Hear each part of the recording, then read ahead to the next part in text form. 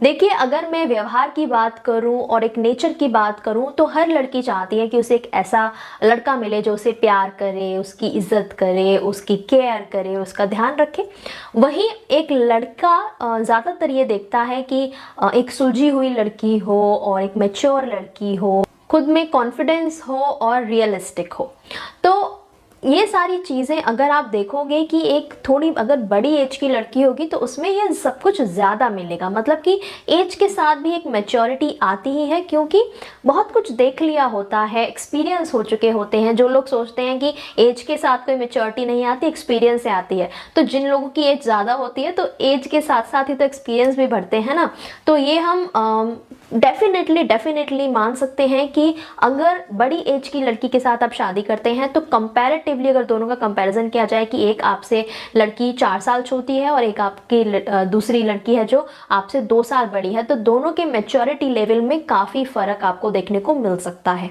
इसके अलावा मेरा ऐसा मानना है कि एक अंडरस्टैंडिंग जो एक रिश्ते में होनी चाहिए, जो समझदारी होनी चाहिए, जो रिश्ते की गंभीरता को समझे कि ससुराल जाना है, फिर एक हस्बैंड के साथ एक रिश्ता मेंटेन करना है, ससुराल वालों के साथ करना है, तो एक मैच्योरिटी के साथ साथ एक अंडरस्टैंडिंग होनी चाहिए, समझ होनी चाहिए थोड़ी सी। तो इस मामले में भी अगर लड़की की एज ज़्यादा होगी तो ज़्यादा अच्छा रहता है।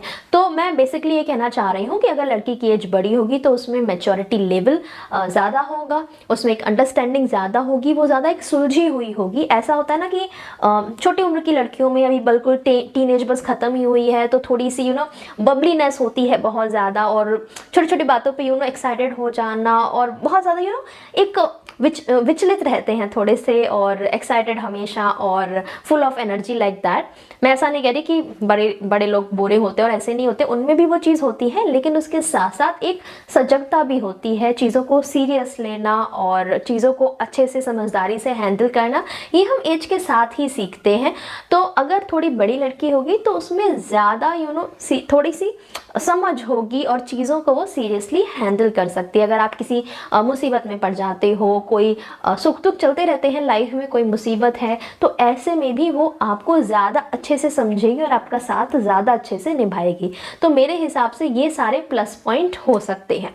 अब बात करें नेगेटिव पॉइंट की कि क्या इसमें बुराई है और क्यों ईजीली हमारे जो पेरेंट्स हैं या और हमारे जानने वाले हैं वो राज़ी नहीं होते कि लड़की बड़ी उम्र की होनी चाहिए। सबसे पहला और मेन कारण तो ये होता है कि जब आप फैमिली प्लान करते हो तो वो आपको बहुत ही जल्दी करनी पड़ेगी। लड़कियों की एज जो है वो इतनी ज़्यादा टाइम तक वो फर्टाइल एज में नहीं रहती हैं। बेबी प्लानिंग आपको बहुत जल्दी करनी पड़ेगी, क्योंकि मैन की जो एज होती है वो 40-45 तक की होती है, तब उसके बाद में उनकी फर्टिलिटी थोड़ी थोड़ी कम होने लगती है। वहीं फीमेल की तो उससे भी कम होती है, 30 से 35 की उम्र के बाद ही उनकी फर्टिलिटी थोड़ी थोड़ी कम होने लगती है। और बाद में चल के अगर आप फैमिली प्लान करते हो, बच्चा करने की कोशिश करते हो, तो काफ़ी ज़्यादा आपको ट्राई करने पड़ सकते हैं और दवाइयों का सहारा लेना पड़ सकता है। तो ऐसे कुछ दिक्कतें हो सकती हैं।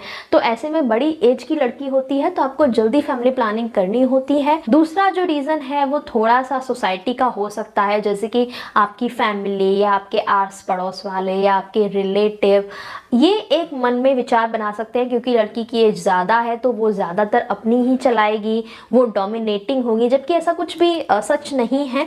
और दोनों में, पति पत्नी में, चाहे वो लड़की छोटी एज की हो या बड़ी एज की हो, दोनों में कहीं ना कहीं समानता होनी चाहिए। दोनों हस्बैंड वाइफ में जब कम्युनिकेशन होता है, जब साथ में रहते हैं, तो मुझे नहीं लगता कि उनके मन में बैक ऑफ द माइंड ये चलता रहता है कि ये मुझसे बड़ा है या ये मुझसे छोटा है। उस टाइम पे दोनों बराबर ही होते हैं, लेकिन दूसरे लोगों की ऐसी कहीं ना कहीं सोच बनी रहती है और ऐसे में वो लड़के को और लड़की को, दोनों को ही एक्चुअली जज करते रहते हैं कि ये लड़की तो हमेशा अपनी ही चलाती होगी, या फिर ये लड़का तो जोरू का गुलाम बन के रहता होगा, या फिर ये लड़का तो अपनी को चला ही नहीं पाता होगा, जैसे बीवी कहती होगी वैसे ही मानता होगा।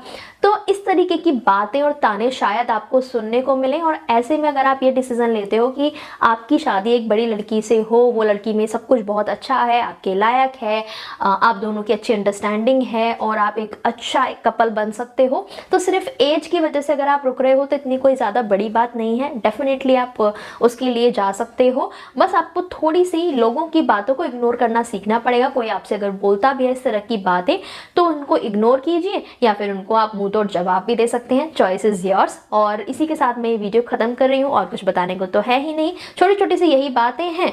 एट द एंड आपको यही देखना है कि उस लड़की में कितनी योग्यता है, वो कितनी काबिल है, और आपके साथ वो अच्छा तालमेल बिठा पाएगी या नहीं, आपकी फैमिली के साथ अच्छा एक तालमेल बिठा पाएगी या नहीं। उन चीज़ों पे आप ज़्यादा फोकस कर सकते हैं, बजाय इसके कि वो आपसे एज में बड़ी है या छोटी है।